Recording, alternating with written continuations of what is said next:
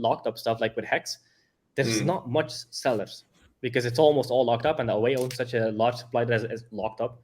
That's never going to sell. I would not understand if it would ever sell.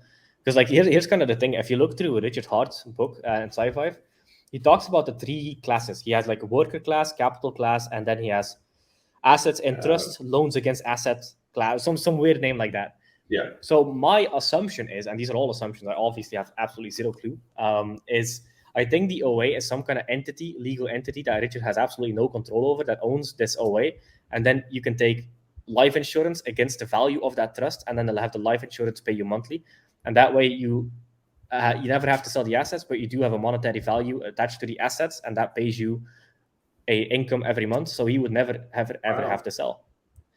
And I'm not sure about the details of it, but I know that's a strategy a lot of people use, like Rich Wow, that would make sense because it even saves him from himself in that way. It ensures the project has integrity. It ensures the glory that's on his roadmap is continuing on.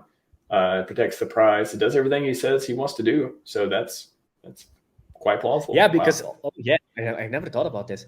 Also, like Richard Hart says this. What if Satoshi's son or like wife all of a sudden comes back to like finds this wallet and dumps everything?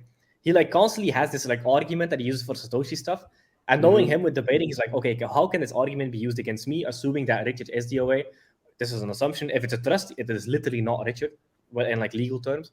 But yeah, that way, if it's a trust and they have like in the contract that they can never sell or whatever it might be, well, then he can give it to his family. They can have the upside of the life insurance and like the payments and stuff like that. I don't know the details, but that way it would never sell, and it would be like written down that the assets can never be sold.